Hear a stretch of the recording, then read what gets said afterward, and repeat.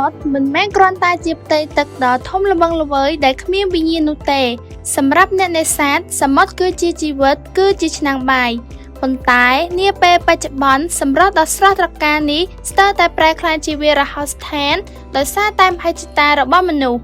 នៅទីនេះសហគមន៍ត្រពាំងសង្កែគឺជាផ្នែកតូចមួយដែលបានចូលរួមស្រោចស្រង់ដង្ហើមធម្មជាតិឡើងវិញភាពសម្បូរបែបធ្វើឲ្យប្រជាជនភាគច្រើនមានចំណូលពីការធ្វើកសិកម្មដូចជាការដាំដំណាំការចិញ្ចឹមសត្វការនេសាទនិងការប្រកបរបរផ្សេងទៀតជាលក្ខណៈគ្រួសារជាដើមនៅទីនេះបានបង្កើតឡើងនៅក្នុងឆ្នាំ2004ដោយលោកសឹមហ៊ីមប៉ុន្តែបានទទួលស្គាល់និងអនុម័តដោយក្រសួងកសិកម្មឲ្យប្រើប្រាស់ពេញលេញនៅក្នុងឆ្នាំ2009សប្តាហ៍ថ្ងៃនេះប្រជាជនក្នុងឃុំមានចំនួន 6000 នាក់តែក្នុងនោះ 1289 នាក់ជាសមាជិកក្នុងសហគមន៍នេះដែរដែលគិតចាប់តាំងពីអាយុ18ឆ្នាំឡើងទៅ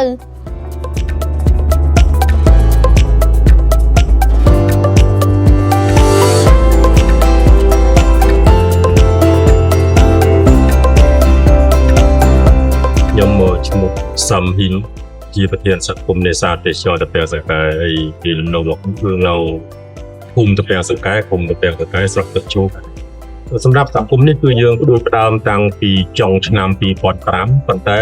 ដល់យើងមានការរៀបចំបោះឆ្នោតនៅឆ្នាំ2009សម្រាប់សហគមន៍នេសាទយើងមានការចុះបញ្ជីទទួលស្គាល់ពីក្រសួងកសិកម្មនៅឆ្នាំ2011ការចាប់ផ្ដើមបង្កើតដំបូងគាត់ដិតមេដាយសុំបង្កើតណាយើងមាន2029នាក់ប៉ុន្តែក្រោយមកយើងចាប់ផ្ដើមរៀបចំបោះឆ្នោតទៅគណៈកម្មការដើម្បីសម្របសម្រួលហើយលក្ខខណ្ឌយើងសូមឲ្យគាត់ចូលជាសមាជិកពេញសិទ្ធិដោយស្ម័គ្រចិត្តអញ្ចឹងយើងបាន734នាក់ប៉ុន្តែមកដល់ថ្ងៃនេះយើងធ្វើបច្ចុប្បន្នភាពបាន1289សហគមន៍នេះបានប្រែក្លាយពីកន្លែងដែលឲ្យប្រជានេសាទជួញដូរជលផលទៅជាតំបន់បម្រើសេវាកម្មទេសចរណ៍មួយកន្លែងក្នុងចំណោមតំបន់ទេសចរណ៍ដទៃទៀតក្នុងខេត្តកំពតកាលជាងពី20ឆ្នាំមុនសម្រេចនៃព្រៃកោងកាងបានបន្លឺឡើងយ៉ាងស្ងាត់ជ្រងំការកាប់បំផ្លាញយកឈើធ្វើធ្យូងនិងការនេសាទដោយប្រើឧបករណ៍ខុសច្បាប់បានធ្វើឲ្យចម្រុកមច្ឆជាតិរលាយបាត់បង់ស្ទើរទាំងស្រុង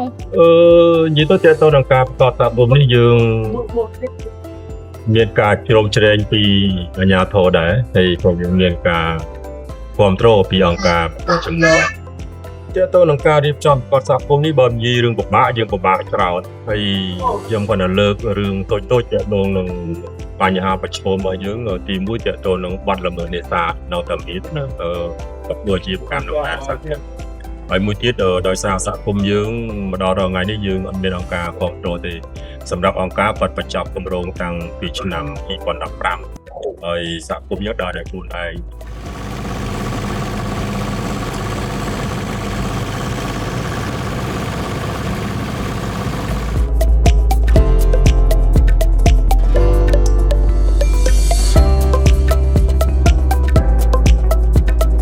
សកម្មភាពការពារព្រៃកោងកាងមិនមែនធ្វើឡើងត្រឹមតែមួយថ្ងៃនោះទេគឺជាបេសកកម្មដែលគ្មានថ្ងៃសម្រាកកន្លែងដែលត្រីមឹកបង្គានិងក្តាមអាចពងនិងលូតលាស់ដោយសុវត្ថិភាពអ្នកនេសាទធ្លាប់តែមានមហិច្ឆតាចុងក្រោយបែរជាប្រឈមនឹងភាពក្រីក្រព្រោះត្រីនិងបង្គាលែងមានជម្រកពងកូនការបង្កើតសហគមន៍នេសាទត្រពាំងសង្កែមិនមែនគ្រាន់តែជាការបង្កើតឈ្មោះនោះទេប៉ុន្តែវាគឺជាការបដិញ្ញាចិត្តរួមគ្នារបស់អ្នកភូមិដើម្បីស្រោចស្រង់ដង្ហើមសមុទ្រឡើងវិញបើយើងនិយាយពីមុននៅតំបន់នេះអត់មានព្រៃទេមានព្រៃណាហើយបើនិយាយពីរឿងព្រៃនៅក្នុងសហគមន៍នេះដែលមានសពថ្ងៃយើងមានតែ20ហិកតាទេប៉ុន្តែមកដល់ថ្ងៃនេះយើងកើនដល់48ហិកតាបាទន័យថាយើងដាំទៅលើដី3បាទ28ហិកតាទេព្រោះទាក់ទងនឹងការងារសហគមន៍ទី1គឺយើងផ្សព្វផ្សាយឲ្យអ្នកនេសាទគាត់យល់ពីប្រយោជន៍នៃព្រៃកោងកាងពីស្មៅសមុទ្រពីជីវៈចម្រុះហើយក៏ឲ្យគាត់យល់ពីផលប៉ះពាល់នៃការប្រើប្រាស់ឧបករណ៍ខុសច្បាប់ដូចជាការកាប់បំផ្លាញនៃព្រៃកោងកាងព្រៃកោងកាងវាអាចជួយទប់ស្កាត់នៅការហូរច្រោះបាត់ដីណានឹងពេលដែលមានទឹកជំនន់ពេលដែលមានទឹកសមុទ្រឡើងអញ្ចឹងវាអាចជួយទប់ស្កាត់នៅការហូរច្រោះដីដោយរឿងវាណាហើយមួយទៀតព្រៃកោងកាងវាជួយស្រូបជាតិពុលនៅក្នុងទឹកការបំពុលបរិស្ថានហើយវាបំលែងទៅពីសែនវិញ វាអាចស្រូបជាតិពុលតាមរយៈអាកាសធាតុដែលមានកំពុងទេដីមហាតាគឺវាអាចស្រូបបានបន្តជាតិពុលហើយវាបំលែងអូសែននឹងបន្ត ក្រោមការដឹកនាំយ៉ាងសកម្មសហគមន៍បានចាប់ផ្ដើមដាំកូនកងកាងរាប់ម៉ឺនដើមដោយបាតដៃទទេនិងបេះដូងស្រឡាញ់ទឹកដីសកម្មភាពដែលមិនអាចរំលងបានគឺការដាំកូនកងកាងដោយផ្ទាល់ដៃដើម្បីបន្សល់ទុកជាភាពបៃតងសម្រាប់ពិភពលោកថ្ងៃនេះត្រពាំងសង្កែបានប្រែមុខមាត់ថ្មីពីតំបន់ដែលស្ងប់ស្ងាត់ប្រែជាគោលដៅទេសចរធម្មជាតិដ៏លេចធ្លោការដាំដើមកងកាងឡើងជាភារកិច្ចរបស់អ្នកភូមិតែម្នាក់ឯងទៀតហើយវាបានក្លាយជាសកម្មភាពទេសចរដែលទាក់ទាញយុវជននិងជនបរទេសឲ្យមកចូលរួមចំណែកផងដែរភាពជោគជ័យរបស់ត្រពាំងសង្កែមិនមែនស្ថិតនៅត្រឹមតែចំនួនដើមឈើដែលដាំនោះទេប៉ុន្តែវាស្ថិតនៅលើការបណ្ដុះមនសិការដល់ក្មេងជំនាន់ក្រោយឲ្យពួកគេបានរៀនសូត្រថាកាលណាធម្មជាតិរស់យើងក៏រស់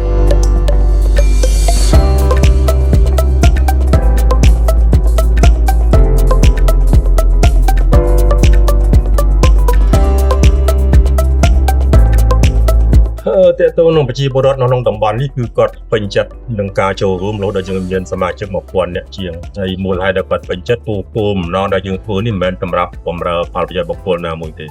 ហើយយើងធ្វើសម្រាប់បម្រើផលប្រយោជន៍រួមទាំងអស់គ្នាអាចថាអ្នកចំនួននេះរហូតដល់ចំនួនក្រោយពួកតំបន់ទាំងអស់នេះបើសិនជាគ្មានសហគមន៍ទេវានឹងខ្លាចជាកម្មសិទ្ធិរបស់វាហើយបើសិនជាចាប់ផ្ដើមខ្លាចជាកម្មសិទ្ធិរបស់ទេតំបន់អស់នេះវាអាចកើតជាសំណង់អស់ហើយអ្នកមានប្រេកទៅការមុនបង្កើតសហគមន៍អ្នកនេសាទក៏ទៅនេសាទនៅក្នុងមួយយប់ជាចឹងក៏នេសាទពេលយប់ណាបានម្នាក់10000ម្នាក់ប៉ុន្តែក្រោយយើងចាប់ដើមបង្កើតសហគមន៍មកក៏អាចរកបានយុវជនក្នុងម្នាក់10000ម្នាក់សម្រាប់ភ្ញៀវទេសចរបើយើងនិយាយពីមុនមកដល់រងថ្ងៃនេះវាពីមួយឆ្នាំទៅមួយឆ្នាំវាតែតែមានការកើនឡើងជាបន្តណាសម្រាប់ភ្ញៀវទេសចរអញ្ចឹងបើសិនជាមានភ្ញៀវកើន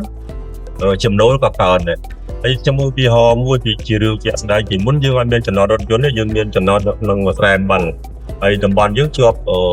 ដៃសមុទ្រពេលទឹកសមុទ្រឡើងវាឡើងមកវាលេចឡើងចំណតរថយន្ត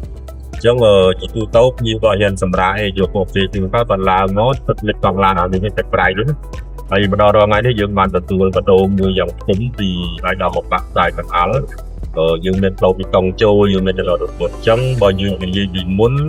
បង្កើតចំណតរថយន្តនេះហើយមកដល់ពេលនេះយើងកើត50លានដុល្លារដើមកងកាងគឺជាបេះដូងនៃអេកូឡូស៊ីវាជាជំរកពងកូនជាអ្នកការពារខ្យល់ព្យុះនិងជាអ្នកចម្រោះខ្យល់អាកាសដ៏បរិសុទ្ធបច្ចុប្បន្នសហគមន៍នេសាទដ៏សាមញ្ញមួយនេះបានក្លាយជាគោលដៅទេសចរធម្មជាតិដ៏ទាក់ទាញប្រជានេសាទដែលធ្លាប់តែពឹងផ្អែកលើការសម្លាប់មច្ឆជាតិបានក្លាយជាអ្នកនាំភ្ញៀវទេសចរជាអ្នកជួយអភិរក្សនិងជាអ្នកផ្ដល់សេវាកម្មស្នាក់នៅចំណូលដែលបានពីទេសចរមិនត្រឹមតែជួយគ្រួសារពួកគេប៉ុណ្ណោះទេប៉ុន្តែវាជាកម្លាំងចលករដែលធ្វើឲ្យការអភិរក្សមាននិរន្តរភាព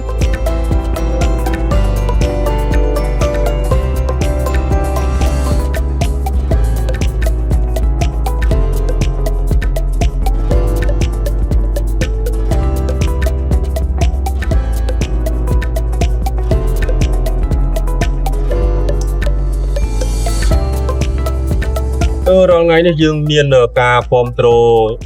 ចាប់ពីឆ្នាំ2021មកយើងមានអង្គការ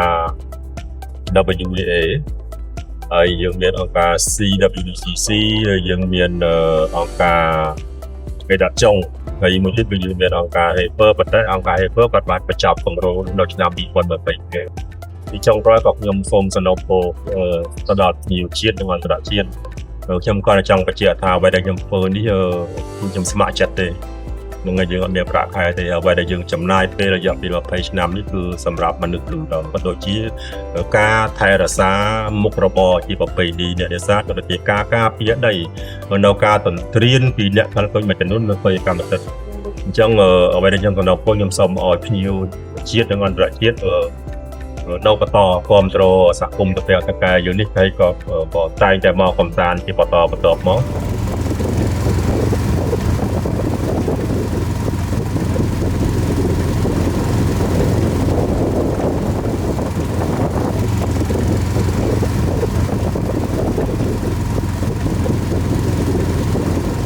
ត្រពាំងសង្កែគឺជាមេរៀនមួយដែលបង្ហាញថានៅពេលដែលមនុស្សនិងធម្មជាតិរស់នៅដោយការយោគយល់គ្នាសេចក្តីសុខពិតប្រាកដនឹងកើតមានកេរមរតកបៃតងនេះមិនមែនសម្រាប់តែថ្ងៃនេះទេប៉ុន្តែសម្រាប់កូនចៅជំនាន់ក្រោយដើម្បីឲ្យពួកគេដឹងថាពួកយើងធ្លាប់បានតស៊ូយ៉ាងណាដើម្បីរក្សាដង្ហើមសមុទ្រមួយនេះ